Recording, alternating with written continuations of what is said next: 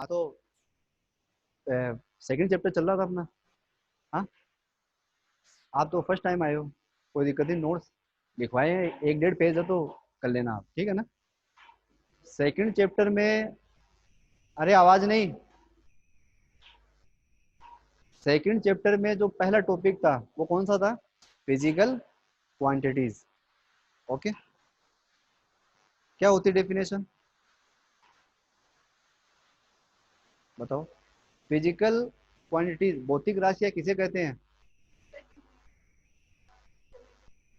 हाँ, किससे? डिवाइस। किसी डिवाइस से हम क्या करें, किसी भी चीज को मेजर कर सके, उसको नाप सके, उसी को हम क्या बोलते हैं? फिजिकल क्वांटिटीज बोलते हैं। जैसे आपको मार्कर है, ये मार्कर की अगर लेंथ आपको मापनी है तो स्केल से माप सकते हैं ना इसको अपन, ये कितना मीटर लंबा है, कितना सेंटीमीटर लंबा है। तो जो स्केल है वो तो डिवाइस हो गई, युक्ति हो गई, उपकरण हो गया। और इस मार्कर की लेंथ क्या हो गई? Physical quantities. ठीक है ना, ये पढ़ा था। फिर पढ़ा था रिप्रेजेंटेशन ऑफ फिजिकल क्वांटिटीज, मतलब भौतिक राशियों को निरूपित करना। तो भौतिक राशियों में दो चीजें होती है, एक होता है न्यूमेरिकल वैल्यू और दूसरी होती है यूनिट। जैसे 5 kg लिखना है, किसी ऑब्जेक्ट का मास तुमने मेजर किया कितना? 5 kg। तो 5 क्या हो गया? न्यूमेरिकल वैल्यू, मैग्नीट्यूड हो गया। और केजी क्या हो गई? उसकी यूनिट। और मास क्या हो गया? Physical quantities. ये पढ़ाया था, बेसिक था अपना। फिर मैंने कहा था कि अपन पढ़ेंगे टाइप्स ऑफ फिजिकल क्वांटिटीज। पढ़ा क्या वैसे आपने इस एक हफ्ते में जो मैंने पढ़ाया था पहले?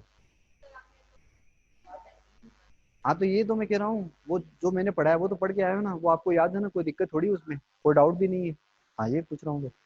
अब अपना चलेगा टाइप्स ऑफ फिजिकल क्वांटिटीज, भौतिक राशियों के प्रकार। आप भी सुनना एक बार, और अगर आपको डाउट लगे तो आप भी पूछो, ठीक। भौतिक राशियों के प्रकार, 3 प्रकार मैंने लिखा दिए थे आपको। कौन कौन से थे वो?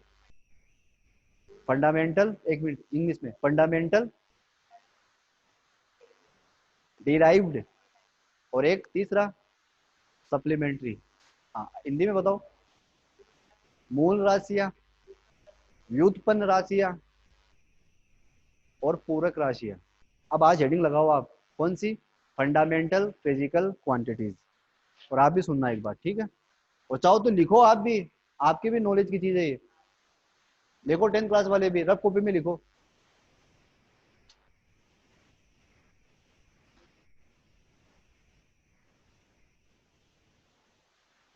हाँ, फंडामेंटल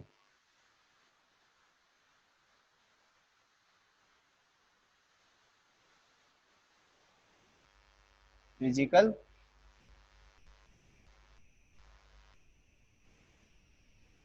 क्वांटिटीज, और हिंदी में क्या बोलते हैं इसको? मूल राशियां। मूल राशियां अब क्या होती है? मैं आपको बोलूं कि आपने किसी ऑब्जेक्ट का मास क्या किया? मेजर किया, ठीक है ना। मास क्या किया आपने? मेजर किया। मास क्या होता है? वजन। किसी ऑब्जेक्ट का मास आपने मेजर किया है, वस्तु का द्रव्यमान आपने मेजर किया है, पता किया है किसी युक्ति के द्वारा। मैं बोलूं ये मास किससे बना है, द्रव्यमान किससे मिलके बना है? तो आपका शायद, हाँ,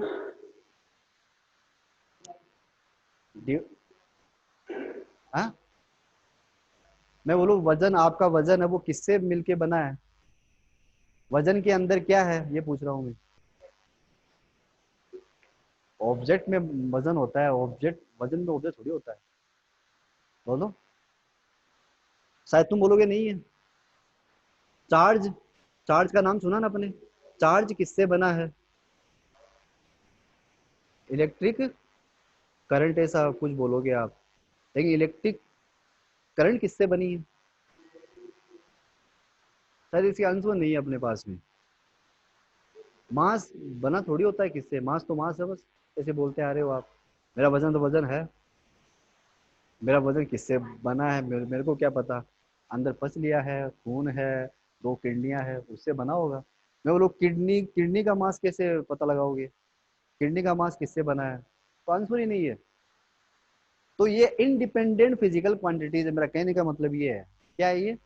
इनडिपेंडेंट फिजिकल क्वांटिटीज। ये आत्मनिर्भर है, किसी दूसरे पर निर्भर नहीं करती। तो ऐसी फिजिकल क्वांटिटीज को अपन क्या बोलते हैं? फंडामेंटल फिजिकल क्वांटिटीज बोलते हैं। अगर वो पहले इंग्लिश में बोलता हूँ मैं, ऐसी फिजिकल क्वांटिटीज जो किसी दूसरी फिजिकल क्वांटिटीज के ऊपर डिपेंड नहीं करती। या फिर ऐसे बोल दो, ऐसी फिजिकल क्वांटिटीज जो किसी दूसरी फिजिकल क्वांटिटीज से बनाई नहीं जा सकती। ये मीन्स है इसका। अब मैं बोलूं मार्कर की लेंथ किससे बनी है? अब ये तुम आंसर तो दे सकते हो, अटपटे से आंसर दे सकते हो, तो साइंस से ये वो, लेकिन अगर एक्यूरेसी पता लगाए अपन फिजिक्स के लैंग्वेज में इसको बोलना चाहते तुम बोल नहीं सकते। आत्मनिर्भर है इसकी लेंथ। अब अगर आपको किसी ऑब्जेक्ट का वॉल्यूम पता करना हो तो आपको तीन चीजें चाहिए, लेंथ, विड्थ, हाइट। तीन चीजें चाहिए, तीनों को मल्टीप्लाई करवाओ, वॉल्यूम पाओ। तो वॉल्यूम डिपेंड है किस किस पर? लेंथ पे, विड्थ पे और उसकी हाइट पे। अगर तुमको तीन चीजें मिल जाए तो मैं वॉल्यूम प्राप्त कर सकता हूँ। तो वॉल्यूम डिपेंड हो गया, वॉल्यूम को आपने डिराइव कर दिया तो वो डिराइव में चला जाता है, डिराइव फिजिकल क्वांटिटी। मैं बोलूँ लेंथ कैसे मेजर करोगे? कोई आंसर नहीं है, कोई फॉर्मूला नहीं है इसका। लेंथ का फॉर्मूला होता है क्या? तो लेंथ का फॉर्मूला तो मैंने पढ़ा था, मैं भूल गया। नहीं, ये लेंथ का फॉर्मूला है ही नहीं, पहली बात। मास का फॉर्मूला नहीं होता, फोर्स का होता है ना। किसी ऑब्जेक्ट पे तुमने कितना काम किया 10th क्लास में पढ़ा तुम लोगों ने, तो फोर्स इनटू डिस्प्लेसमेंट निकालते थे तुम। तो तुम लोगों को फोर्स और डिस्प्लेसमेंट मिल गया, उन दोनों को मल्टीप्लाई करो, वर्क पाओ कि मैंने कितना काम किया इसके ऊपर। तो वर्क डिपेंड है किस किस पर? फोर्स पे, डिस्प्लेसमेंट पे। लेकिन डिस्प्लेसमेंट किस पर डिपेंड है? कोई जवाब नहीं। वो आत्मनिर्भर होगा एक तरह से, वो किसी दूसरी फिजिकल क्वांटिटीज के ऊपर डिपेंड नहीं करता। तो ऐसी क्वांटिटीज को अपन क्या बोलते हैं? Fundamental physical quantities. अभी इंग्लिश में चल रहा है अपना, हिंदी बताऊंगा मैं इतना। अब फिजिक्स में है ना, फंडामेंटल फिजिकल क्वांटिटीज कितनी है? टोटल 7। कितनी है? 7 है। लेकिन सिलेबस में कितनी दे रखी है? 3। कौन कौन सी? लेंथ, मास, टाइम। टाइम बता सकते? टाइम किससे मिलकर बना है? आंसर है आपके पास में? सर टाइम घड़ी से। अरे घड़ी तो टाइम को बता रही है, टाइम बता रही है, मेजर कर रही है तो टाइम को। टाइम किसी से मिलकर थोड़ी बना है। तो टाइम अपने आप पर डिपेंड है, किसी दूसरे पे डिपेंड नहीं है, आत्मनिर्भर है वो। आत्मनिर्भर हो गया। तो टाइम किस में आएगा? फंडामेंटल फिजिकल क्वांटिटीज में आएगा। मास किस में आएगा? फंडामेंटल में आएगा। लेंथ किस में आएगी? फंडामेंटल में आती है। और भी है, टोटल 7 है फिजिकल क्वांटिटीज। इलेक्ट्रिक करंट, वो भी किस में आती है? फंडामेंटल में। टेम्परेचर बता सकते हो किससे बना है? सर टेम्परेचर, धूप किससे बनी है? अब बता नहीं सकते।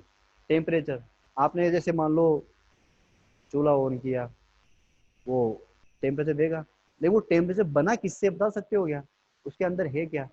हाँ, मैं तुमको बोलूँ कि भाई हीट एनर्जी कैसे बनी है, तो तुम बता दो कि सर सोर्स अपने पास में इससे बनी है। देखो कागज जल रहा है, कागज से देखो क्या निकल रही है? हीट निकल रही है। लकड़ी आप जलाओ, लकड़ी के अराउंड आपको हीट महसूस होगी। पंखे को टच करो आप, चलते हुए को, चलते हुए नहीं, बंद करके उसको टच करो, आपको गर्म गर्म मिलेगा। तो वो रीजन आपके पास में कि यार ये हीट एनर्जी यहाँ से बनी है इस व्यक्ति को। लेकिन टेम्परेचर किससे बना है? कोई जवाब नहीं। तो टेम्परेचर भी किस में आता है? फंडामेंटल में आता है। डिपेंड ही नहीं है, मिलके ही नहीं बना, खुद डिपेंड अपने आप पे। इसको आप डिराइव नहीं कर सकते, इसका कोई फॉर्मूला नहीं है टेम्परेचर का, ओनली डिफाइन है ये। बोलो समझ में आया? तो कौन कौन सी है? वापस बोलता हूँ, mass, length, time, temperature, electric current, luminous intensity. ये क्या है? तुमको नहीं पता होगा। ल्यूमिनस इंटेंसिटी ये तुम्हारे सिलेबस में नहीं है, लेकिन एक यूनिट है ये, ल्यूमिनस इंटेंसिटी। जो प्रकाश आता है तो सूर्य से, उसकी इंटेंसिटी पता करने की, इंटेंसिटी जो होती है उसको ल्यूमिनस इंटेंसिटी कहते हैं। थोड़ा वो बात की है। और एक होती है, क्या बोलते हैं उसको, क्वांटिटी ऑफ सब्सटेंस, पदार्थ की मात्रा। ये 7 फिजिकल क्वांटिटीज है फिजिक्स के अंदर। तुमको 3 ही पढ़नी है, कितनी? 3 पढ़नी है, बस 3 पे ध्यान देंगे आप। अब हिंदी की बात करते हैं। मूल राशियां, वे भौतिक राशियां जो किसी अन्य राशि पर निर्भर ना हो, जो किसी अन्य राशि पर निर्भर नहीं करती, उसे हम क्या कहते हैं?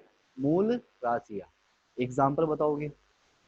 द्रव्यमान मूल राशियों में आएगा, ओके। लंबाई मूल राशियों में आएगा, समय मूल राशियों में आएगा, ठीक। तो पहले इंग्लिश मीडियम वाले इसकी डेफिनेशन लिखो, फिर हिंदी मीडियम वाले को लिखो। इंग्लिश मीडियम वाले लिखो, आप भी लिखो, अरे लिखो। आप हिंदी मीडियम से हो गया? हाँ, वैसे बोलो, ऐसे मैं क्यों लिखूं? हाँ, which do not depends any other physical quantity. लिखो, लिखो। The physical quantities, English medium वाले लिखेंगे only. The physical quantities which do not depend, which do not depend on any other physical quantities. The physical quantities which do not depend on any other physical quantities. ठीक, coma लगाओ यहाँ पे। Such physical quantities is called fundamental physical quantities. Such, सच कौन सा? SUCH. Such physical quantities are called fundamental physical quantities. अब Hindi medium वाले लिखो, लिख लिया? क्या लिखा?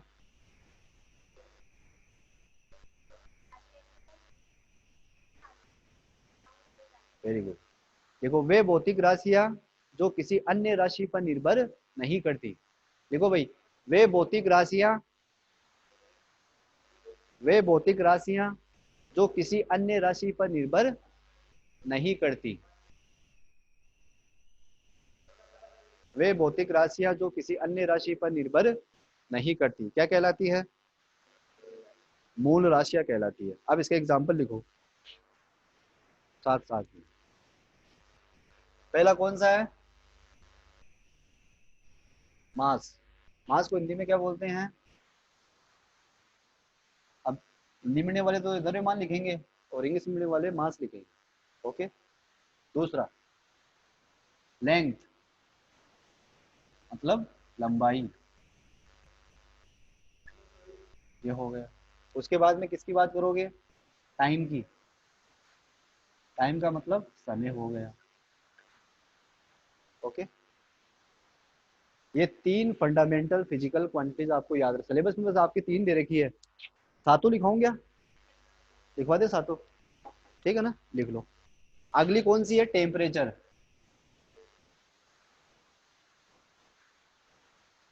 टेम्परेचर क्या बोलते हैं इसको? ताप या तापमान, जो भी है, ओके। अगली कौन सी है? Electric current. Electric current Hindi में क्या बोलते हैं? धारा, विद्युत धारा। क्या बोलते हैं? विद्युत धारा, विद्युत धारा, ओके। अगली कौन सी है? Luminous intensity. ल्यूमिनस इंटेंसिटी, और हिंदी में क्या बोलते हैं इसको? अभी भी स्पीड वाले यहाँ से, इसको बोलते हैं प्रदीपन तीव्रता। प्रदीपन तीव्रता कितनी हो गई? देखो, 1 2 3 4 5 6 हो गई, ठीक। और अगली कौन सी है? Quantity of substance. Quantity of substance Hindi में क्या बोलते हैं इसको? पदार्थ की मात्रा, देख लेना, पदार्थ की मात्रा, ये है फिजिक्स में 7। ल्यूमिनस इंटेंसिटी, जो सन से जो लाइट आती है ना, सन से जो लाइट आती है उसकी इंटेंसिटी को बोलते हैं ल्यूमिनस इंटेंसिटी। अब इंटेंसिटी क्या होती है तुमको यह पता नहीं होगा। अब इंटेंसिटी जैसे कैसे बताया आपको, क्या चलता हूँ,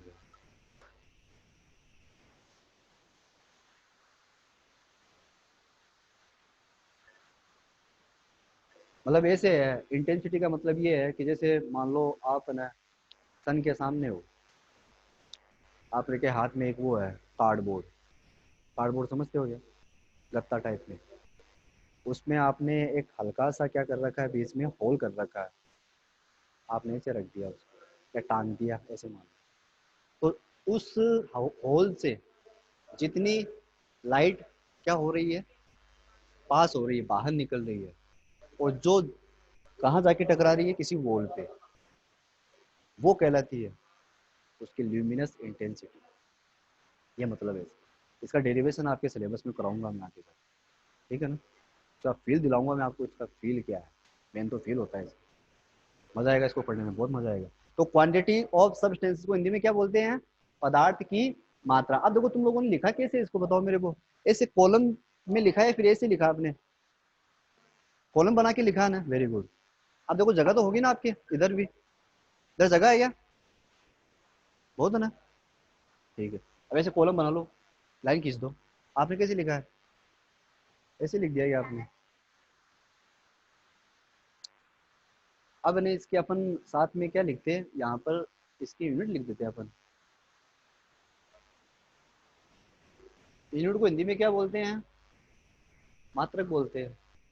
बताओ भाई मास की यूनिट क्या होती है,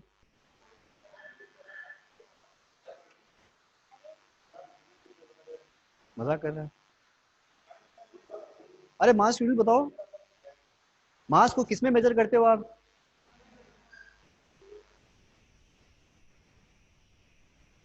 अरे मैं बोलूँ आपका वजन कितना, आप क्या बोलोगे, कितना है, केजी, केजी हो गया ना, किलोग्राम। हाँ ये पूछो मैं, यूनिट इसको बोलते हैं और क्या बोलते हैं। आप आटा ले ले जाते हो तो ऐसे बोलते 10 आटा दे दे, 10 किलो आटा दे दे, ऐसे बोलते हो ना, तो किलो तो लगाते हो ना। तो यूनिट का तो बहुत बड़ा रोल अपने लाइफ में। ओके, लेंथ की, लेंथ को किसमें मेजर करते हो, मीटर, ठीक है ना, मीटर। टाइम को,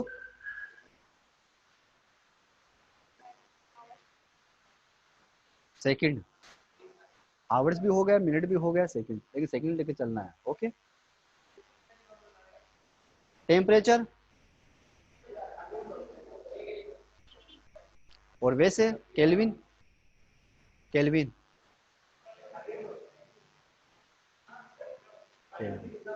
इलेक्ट्रिक करंट, इलेक्ट्रिक करंट, विद्युत धारा बताओ,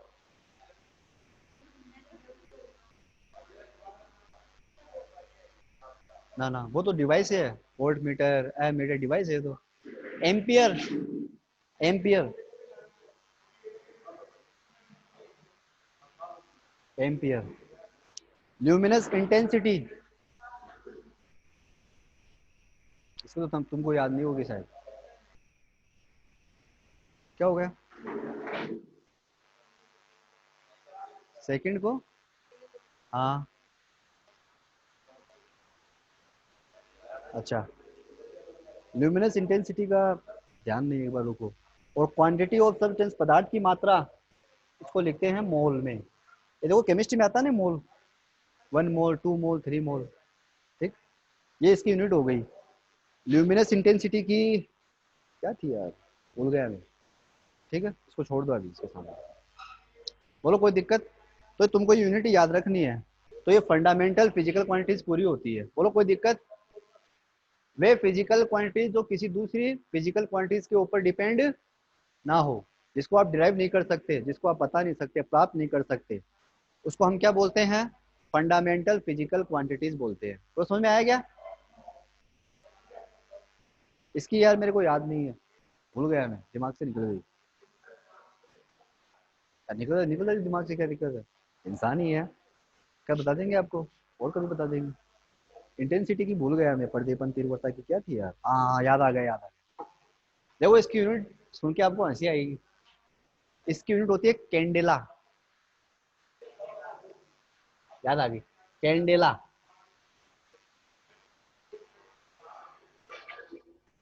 कनाडा नहीं है, कनाडा, कैंडेला, ठीक है ना? हाँ, मोमबत्ती वाला कैंडेला, याद रखो यार, याद आ गई कैंडेला। वैसे आपके सिलेबस में नहीं है पहली बात तो, आपके तीन सिलेबस में तीन दे रखी है। लैंग 12 में भी नहीं है, कंपटीशन में आएगी। नीट तैयारी करते हो, IIT तैयारी करते हो, उसमें आती है। बस ऊपर वाली तीन है, ये तीन ही दे रखी है आपके सिलेबस में, और कुछ नहीं है। ओके, सही पढ़ो में एक बार। अगली लगा दो, फिजिकल क्वांटिटीज कौन सी है अब? डिराइव्ड फिजिकल क्वांटिटीज अगली, सेकंड। आप बताओ, तुम्हारी बता दे तो।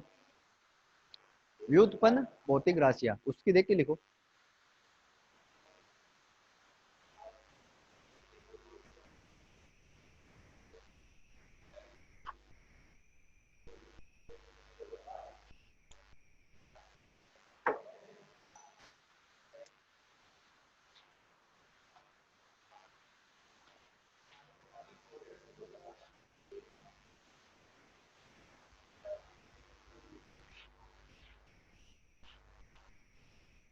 देखो अब नाम से लग रहा है, डिराइव्ड फिजिकल क्वांटिटीज। डिराइव्ड का मतलब व्युत्पन्न, हिंदी में बता दिया।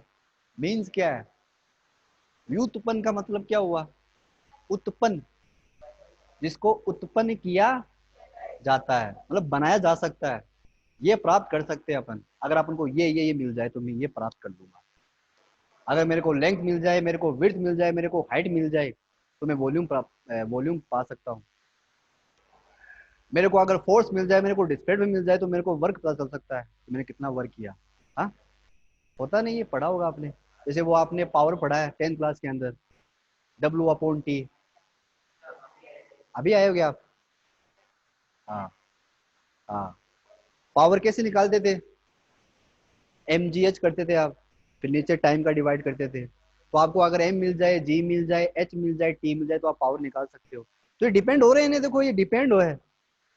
वर्क डिपेंड है फोर्स डिस्प्लेसमेंट पे, पावर डिपेंड है मास पे, जी पे, पता नहीं किस किस पे। इसको बोलते हैं एरिया। एरिया क्या होता है? क्षेत्रफल। लंबाई को चौड़ाई से गुणा करवा दो, क्षेत्रफल मिल जाएगा आपको। लेकिन क्षेत्रफल कब तक नहीं मिलेगा? जब तुमको लंबाई और चौड़ाई का पता ही नहीं है, बैठे रहो दिन रात, तुमको क्षेत्रफल नहीं मिलेगा। मैं बोलूँ कि बस क्षेत्रफल बताइए ना उस दीवार का, अब तुम्हारी वो दीवार देखी हुई नहीं है, तुम क्षेत्रफल कैसे निकालोगे?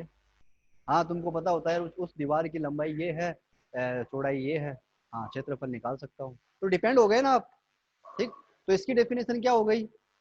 The physical quantities which depends upon other physical quantities. खत्म। लिखो इसकी डेफिनेशन, आप खुद लिखो। और हिंदी मीडियम वाले क्या लिखेंगे? वे भौतिक राशियां जो अन्य भौतिक राशियों पर निर्भर करती है।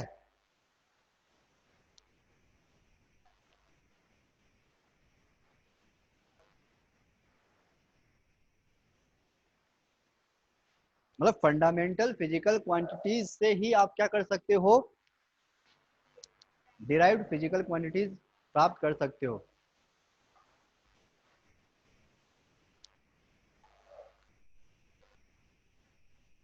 लिखो, लिख लिया? दो डेफिनेशन लिखेंगे इसके यहाँ पर। इंग्लिश मीडियम वाले ने क्या लिखा? The physical quantities which depends upon other physical quantities is called derived physical quantities. ये डेफिनेशन तो हो गई। क्या आप इसको ऐसे भी लिख सकते हो क्या? The physical quantities which are made up fundamental physical quantities, which are made up fundamental physical quantities, जो फंडामेंटल फिजिकल क्वांटिटीज से बनी हो, जो फंडामेंटल फिजिकल क्वांटिटीज से बनी हो, डिराइव्ड फिजिकल क्वांटिटीज, या फिर ऐसे बोल दो हिंदी में, वे भौतिक राशियां जो मूल राशियों से प्राप्त की गई हो, जो मूल राशियों से बनी, ये भी लिखो, अथवा लगाओ नीचे, और लगाओ आप, इंग्लिश मीडियम वाले क्या लगाएंगे, और, ठीक, ऐसे और लगा दो नीचे। दूसरी डेफिनेशन क्या होगी, the physical quantities, the physical quantities which are which are made up fundamental physical quantities,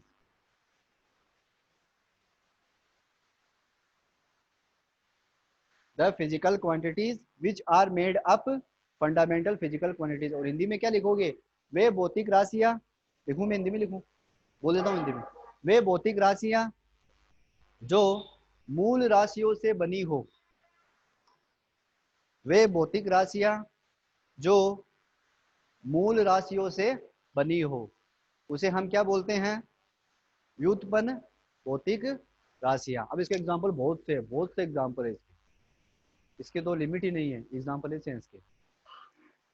हाँ, ये वॉल्यूम एरिया लिखेंगे, दो एग्जांपल तो लिखो, कम से कम लिखो, जैसे एग्जांपल लिखो भाई, वॉल्यूम, वॉल्यूम को क्या बोलते हैं, आयतन। अब आयतन किस किस पे डिपेंड है बताओ, लेंथ पे और विड्थ पे और हाइट पे, ये तीन चीजें अगर नहीं है तो वॉल्यूम भी नहीं है, मतलब वॉल्यूम का अस्तित्व ही नहीं है। हाँ, ये लिख दो फॉर्मूला ताकि तुमको पता रहे, या लेंथ विड्थ और हाइट नहीं मिलेगी तब तक आपको वॉल्यूम नहीं मिलेगा। और हिंदी में क्या होगा, लंबाई चौड़ाई और ऊंचाई। और लंबाई क्या है, फंडामेंटल फिजिकल क्वांटिटीज नहीं क्या, और विड्थ क्या है, फंडामेंटल है भाई, विड्थ भी क्या एक तरह की लंबाई तो हो गई, और हाइट भी क्या है, लंबाई है। इस लंबाई को आप ऐसे माप रहे थे, अब ऐसे माप रहे हो, फिर ऐसे माप सकते हो, ऐसे माप सकते हो, है तो लंबाई ना, तो फंडामेंटल में आ गई वो तो तीनों तीनों फंडामेंटल है।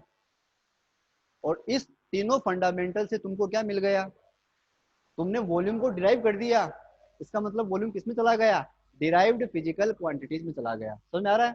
आगे की बात करें, एरिया, एरिया की बात करो, क्या बोलते हैं इसको, क्षेत्रफल बोलते हैं। क्या होता है, लेंथ इंटू विड्थ, पता है, लंबाई गुणा चौड़ाई क्या कहलाएगा, एरिया कहलाएगा। तो एरिया किस में आ गया, किस में आ गया area, fundament sorry derived physical quantities में आ गया। ओके, आगे देखो, फोर्स, कौन सा है, फोर्स,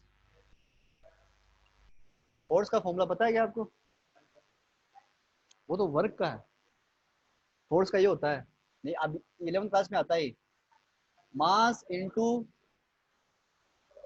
एक्सेलरेशन, मतलब द्रव्यमान गुणा त्वरण, ये फॉर्मूला होता है, न्यूटन ने दिया था ये, पढ़ेंगे न्यूटन लॉ ऑफ मोशन, मजा आएगा उसमें भी। अभी तो फॉर्मूला उतारो। तो तुम लोग यहाँ से फील क्या ले पा रहे हो, फील क्या है, जब तक मास नहीं तब तक फोर्स नहीं, तब अगर एक्सेलरेशन नहीं है तो फोर्स नहीं है, ये मतलब वो है इसका, और क्या हो इसको, हाँ देखा ना, द्रव्यमान गुणा त्वरण, फोर्स को बल बोलते हैं, इतना भी नहीं पता ही है यार, अरे फिर भी तो बल, एक वो लिख लो last, work, work is equal to force into displacement, मतलब बल इंटू विस्थापन। अगर तुमको बल और विस्थापन का नॉलेज नहीं है तब तक तुम वर्क हासिल नहीं कर सकते। क्या मतलब हो गया इसका? तो ये किस में जाएगा? डिराइव्ड फिजिकल क्वांटिटीज में जाएगा। बहुत से एग्जांपल, बहुत से, जितने लिखो उतनी कम है। बोलो कोई दिक्कत? थोड़ी वॉल्यूम समझ में आ गया? ओके, तो ये ऐसे है। अब लास्ट कौन सी बची है? सप्लीमेंट्री फिजिकल क्वांटिटीज, और हिंदी में क्या बोलते हैं? पूरक राशियां। क्या बोलते हैं? पूरक राशियां। लगाओ 3 नंबर। तो उतार लिया क्या? अगली हेडिंग, पूरक राशियां। इंग्लिश में बोलते हैं सप्लीमेंट्री फिजिकल क्वांटिटीज।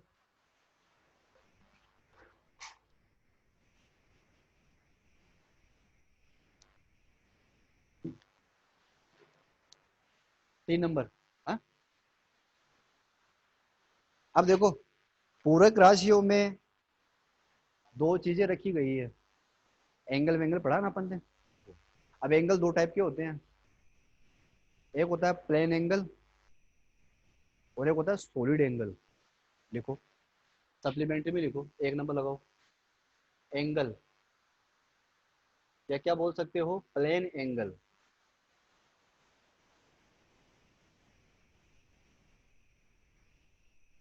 मतलब मेरा कहने का मतलब ये है कि जो सप्लीमेंट्री फिजिकल क्वांटिटीज है, जो पूरक राशियां है, वो भी डिराइव्ड फिजिकल क्वांटिटीज में आती है, लेकिन एंगल और सॉलिड एंगल को अलग रखा गया है फिजिक्स में। इसलिए इसकी एक नया नाम दे दिया इसको, क्या? सप्लीमेंट्री फिजिकल क्वांटिटीज, पूरक राशियां। ठीक है ना? एंगल, या क्या बोल सकते हो? Plane angle. हिंदी में क्या बोलते हैं? कोण, या क्या बोलोगे? समतल कोण। कोण बोलो या समतल कोण बोलो, बात।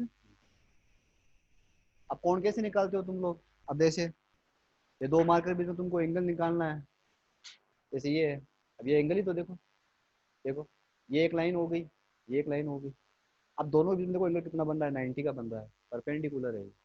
इसको बोलते हैं एंगल या प्लेन एंगल। मतलब वो एंगल जो दो लाइनों के बीच में होता है, बनता है, जो दो लाइन के बीच में बनता है, उसको हम क्या बोलते हैं? कोण बोलते हैं, एंगल बोलते हैं। डेफिनेशन देखो, याद नहीं करना है, लिख देंगे यहाँ पे कि एक लाइन ऐसे बनाई, एक ऐसे बनाई। एग्जाम में क्वेश्चन नहीं पूछेगा इसका एंगल किसको बोलते हैं। ऐसे पूछ सकता है, right any two names of supplementary physical quantities. तो एक तो एंगल बनाना पड़ता है, एक सॉलिड एंगल बनाना पड़ता है। अब देखो, एक लाइन तो ये हो गई, ठीक है ना? ये एक लाइन और एक ये लाइन, ऐसे, और बीच में क्या बन जाएगा? कोण बन जाएगा। अब ये कोण क्या कहलाएगा? प्लेन एंगल या। समझ में आया? अब देखो, अब देखो इसको निकालोगे, इसका फॉर्मूला क्या है? मैंने तो फॉर्मूला है इसका, ठीक है ना? अब देखो, इसको अगर मैं पकड़ के ऐसे लेके आऊँ ऊपर, तो शायद ऐसे बनेगा ही, ऐसे बनेगा शायद। मैं क्या किया, पकड़ के ऐसे खड़ा कर दिया, तो अभी एंगल यहाँ पे आ गया ना। और ये जो डिस्टेंस है वो मैंने कितनी मान ली? अब देखो, ये आपने वो पढ़ा था ना, प्रकार रख के ऐसे चांप काटते थे आप, आर्क। ऐसा ऐसा लग रहा है, देखो एक ना, एक ना प्रकार रखा, और एक वहां पर है ना, एक पेंसिल से क्या काटा आपने? चांप काट दिया, आर्क। आर्क बोलते हैं इसको, क्या बोलते हैं? आर्क। ठीक है ना? या तो चांप बोल दो, आर्क, ऐसे। अब इस आर्क की भी कुछ ना कुछ लेंथ होगी ना, वो मैंने कितनी मान ली? यहाँ से लेकर यहाँ तक एल मान ली। अब ये एंगल कैसे पता लगाओगे? इजी है। तो एंगल का फॉर्मूला क्या हो जाएगा? Arc upon radius. क्या हो जाएगा भाई? रेडियस। हिंदी में क्या बोलोगे? चाप बटा त्रिज्या। और थीटा हो गया ये। उतारो। दो लाइन के बीच में बनने वाले एंगल को अपन क्या बोलते हैं? प्लेन एंगल या एंगल। ओके, बनाओ। ये फॉर्मूला है इसका, थीटा इज इक्वल टू चाप बटा त्रिज्या। अब त्रिज्या क्यों बोला सर आपने, नाम त्रिज्या क्यों दिया, क्या रीजन है? लंबाई नहीं लिखा, लेंथ नहीं लिखी, विड्थ नहीं लिखी, हाइट नहीं लिखी। ये तो हाइट भी तो हो सकती है, हो सकती है, लेकिन अगर आप प्रकार को एक जगह पे रखो उसको अगर घुमाओगे तो आपको क्या मिलेगा, एक कैसी आकृति मिलेगी आपको, क्या मिलेगा? ये क्या बन रहा है, ये शेप कैसी बन रही है? सर्कल। और सर्कल की तो रेडियस होती है ना, सर्कल रेडियस नहीं होती क्या, वो लिखा है। प्रकार को रख के अगर आप घुमाओगे ना उसको 360 डिग्री, तो आपको क्या मिलेगा, सर्कल तो मिलेगा ही। और सर्कल की क्या होती है, रेडियस त्रिज्या होती है, वो लिखी है। तो ये ऐसे होता है, ये किस में आएगा, सप्लीमेंट्री फिजिकल क्वांटिटी। ओके, समझ आ गया? कैसे निकालोगे, आर्क अपॉन रेडियस, रेडियस का डिवाइड करना पड़ेगा, आर्क में आपको क्या मिल जाएगा, एंगल मिल जाएगा। ये हो गया प्लेन एंगल। दूसरा कौन सा है, सॉलिड एंगल। हाँ, इनके ऊपर न्यूमेरिकल क्वेश्चन नहीं आते, ऐसे नॉर्मली पूछते हैं। ऐसे पूछता है कि सप्लीमेंट्री फिजिकल क्वांटिटीज के कोई दो नाम बताओ, एंगल, सॉलिड एंगल, ऐसे नाम पूछता है। एंगल किसे बोलते हैं ये नहीं आएगा, ठीक। अब सॉलिड एंगल को अपन क्या बोलते हैं हिंदी में, ठोस कोण, ठोस कोण। अब ये जो एंगल है, ये एंगल होता है 3D एंगल, ऐसा। ये वो कौन सा था, 2D था वो, ये कौन सा है, 3D। अब 3D बोर्ड पे बना नहीं सकते अपन, जितनी भी चीजें मैं बनाता हूँ ना यहाँ पे वो 2D बनती है। अब 3D कैसे बनाए, 3D में तीसरी डायरेक्शन चाहिए, जेड डायरेक्शन। अब ये देखो, ये एक्स, ये वाई, अब मैं जेड में कैसे जाऊँ, ये स्थान मेरा उधर पीछे जाना चाहिए। अब मैं खड़ा हो सकता हूँ ऐसे, शो कर सकते हैं ना, तो वो करेंगे अपन। लेकिन 2D में शो होगा, लेकिन आपको फील किस में लेना है, 3D में लेना है। अब देखो होता कैसे, क्या है, मेजर कैसे करते हैं। अब देखो, जैसे ये सीलिंग दिखाई दे रही है आपको, सीलिंग, ये सीलिंग, इसका एक वो कोना, एक ये कोना, एक वो, एक ये, चार कोने हो गए। यहाँ पर आपने ऐसा कोई डॉट लगा दिया मार्कर से, ठीक, वहां से यहाँ पे सेंटर में एक डॉट लगा रखा आपने, ठीक है ना। अब आपने क्या किया, यहाँ पे एक रस्सी बांधी, ऐसे ले गए उस रस्सी को और वहां पे एक रस्सी बांध दी, एक रस्सी ऐसे जा रही है, इमेजिन करो, जा रही है, एक इधर से जा रही है, दूसरी, और एक इधर से तीसरी, और एक। अब आप ऐसे खड़े हो गए ना, तो आपको ऐसा दिखाई देगा कुछ, समझ में आ रहा है? एक ऐसे से जा रही है, एक ऐसे जा रही थी, एक ऐसे, एक ऐसे। अब वो ऐसा दिखाई देगा, अरे भाई एक ऐसे से जा रही है, एक से जा रही है, एक इधर, तो शायद ऐसा दिखाई देगा आपको कुछ, दिख रहा है क्या? अब ये जो एंगल बन रहा है ना, ये जो एकदम कोने में, यहाँ पे एकदम बीच में हाथ में देखो, ये जो एंगल है गोल सा, ये 3D एंगल होता है। कौन सा एंगल होता है ये, 3D एंगल, इसको बोलते हैं सॉलिड एंगल। ये दो लाइन के बीच में है क्या ये तो बहुत सारे लाइनों के बीच में है, ये इधर इधर उधर उधर, लेकिन वो जितनी भी लाइनें वो एक पॉइंट के ऊपर मीट कर रही है। और अगर उनको मिलाए ना एक ऐसे लाइनों को, तो एक सर्कल सा, हल्का सा थोड़ा सा सर्कल सा बनाई दिखाया होगा, ऐसे ऐसे। हाँ, वो एग्जांपल मैंने बताया नहीं, ये सॉफ्टी है ना अपनी, सॉफ्टी, बीच में से क्या होती है वो एकदम नीचे से नुकीली होती है ना, जो ऊपर जाते हैं उसका आकार बढ़ता है। अब वो जो माल मटेरियल अंदर का वो हटा दो एक बार, खाली सॉफ्टी आपके पास, उसको देखो, प्रिज्म बोल दो यार, एक प्रिज्म तो दिखाई नहीं देगा ना आपको अंदर से। सॉफ्टी, सॉफ्टी देखो ऐसे, अगर खाली सॉफ्टी देखी आपने, तो वो एक अंदर से वो गोल दिखाई देगा ना आपको, वो कौन सा एंगल होता है, ठोस एंगल, 3D एंगल होता है। इसलिए इसको 3D एंगल भी कहते हैं अपन, क्या कहते हैं, 3D। आप देखो ये है, इसको अगर आप इन इसको इसको उठा के ऐसे रख दो ना उल्टा, तो ये यहाँ पर है ना, अब जैसे एक तो ये, एक ये, एक ये, तो यहाँ से तुम अगर इनको मिलाओ ऐसे, एक ऐसे इन तीन तीन लाइन को तुम मिलाओ, तो एक सर्किल सा बनेगा। वो सर्किल ही क्या कहलाता है, 3D एंगल, ये एंगल, ये 3D एंगल। समझ में आया नहीं? इसका फॉर्मूला भी होता है, फॉर्मूला तुमको याद रखना है। बोलो कोई दिक्कत? तो इसका लिखो, इसमें लिखो। समझ में आया? लिखो, इसमें लिखो 3D angle is called, 3D angle is called solid angle. 3D angle is called solid angle. और हिंदी में क्या लिखोगे? 3D कोण को ही ठोस कोण कहा जाता है। अब 3D का मतलब 3 डायमेंशनल हो गया ना। 3D का मतलब 3 डायमेंशनल, और हिंदी में क्या बोलते हैं इसको? त्रिविमीय दिशा। त्रिविमीय दिशा रहने दो, 3D लिख लो आप तो। 3D, 3D कोण को ही ठोस कोण कहा जाता है, कहते हैं। ठीक, अब इसका डायग्राम बनाते हैं अपन, जो अपन ने अभी ऐसा कर रहे थे अपन, वो यहाँ पे बनाते हैं। कैसे बनेगा देखो, ऐसे बनता है।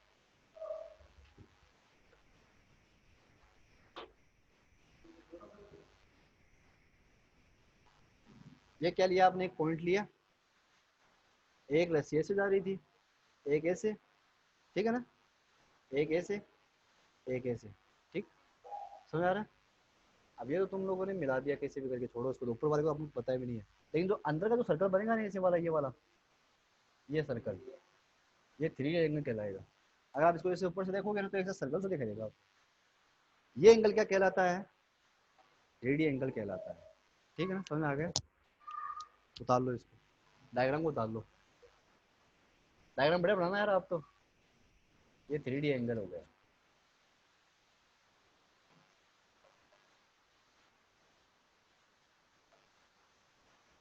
इस एंगल की यूनिट पता है क्या आपको? इस एंगल की यूनिट क्या होती है? प्लेन एंगल की यूनिट क्या होती है? रेडियन। सुना नाम रेडियन? कोण नाम सुना ना? डिग्री, डिग्री सुना है? डिग्री, डिग्री को रेडियन बोलते हैं अपन, वो एक अलग होती है। इसकी यूनिट भी लिख लेना यार आप। इसकी यूनिट क्या होती है? रेडियन। क्या होती है? किसकी? प्लेन एंगल की, ठीक है ना। और इसकी यूनिट क्या होती है? स्टेरेडियन। क्या होती है? स्टेरेडियन। हिंदी में भी इसको यही बोलते हैं, इंग्लिश में भी यही बोलते हैं, स्टेरेडियन। ओके, करो इसको। तुम्हारा अब इसका जो सिंबल है ना, तो सिंबल है, वो सिंबल ये होता है इसका, देखो, D2 नहीं, डी ओम।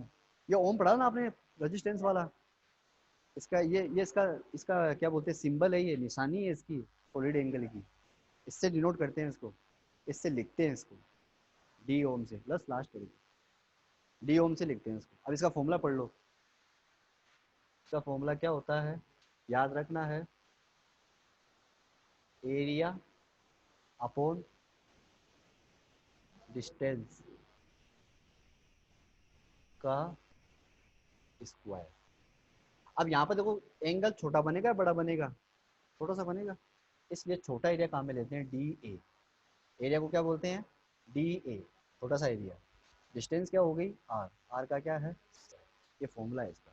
और ये डी ओम जो है, ये इसका सिंबल है। समझ में आ गया ना? एरिया को क्या बोलते हैं? आप हिंदी में लिख लेना, क्षेत्रफल बटा दूरी का स्क्वायर। ये तुमको याद रखना है।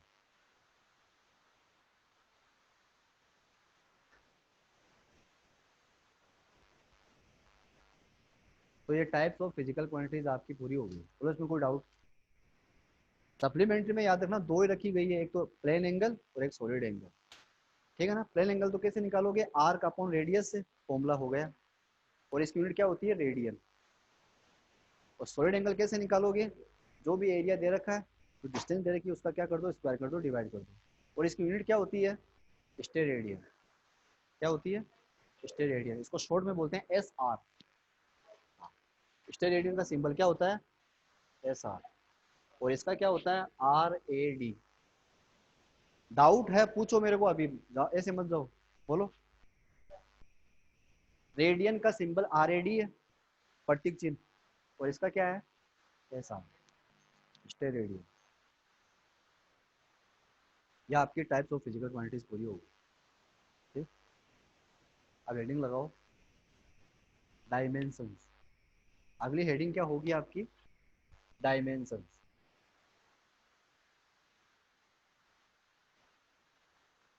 डायमेंशन।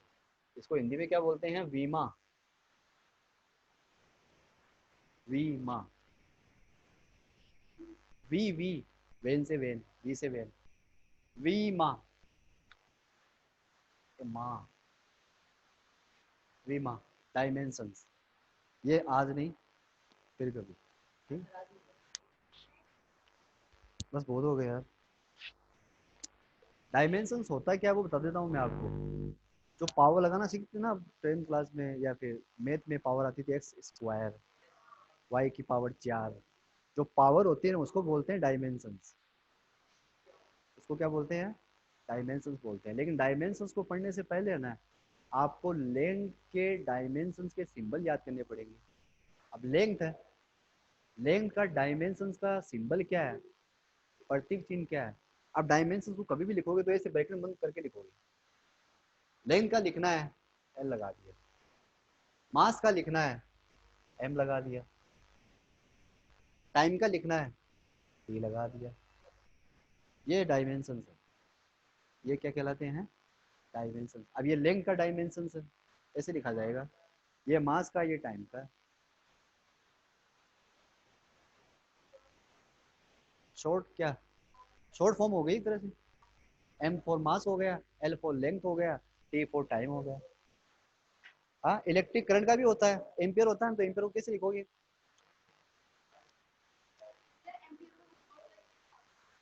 एम्पियर के ऊपर डॉट लगता है।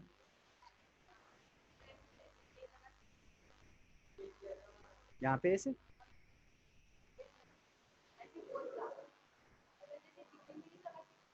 वो एम्पियर नहीं होता, वो होता है आर्मस्ट्रॉन्ग। वेवलेंथ है वो तो। ए के ऊपर जो नोट लगता है ना वो आर्मस्ट्रॉन्ग होता है। वेवलेंथ की लंबाई का यूनिट होता है। तो ये सोचो यार, एम्पियर के ऊपर कौन सा डॉट लग गया है? आर्मस्ट्रॉन्ग है वो भी तुम्हारे सिलेबस में रहेगी, वो आखिर के चैप्टरों में।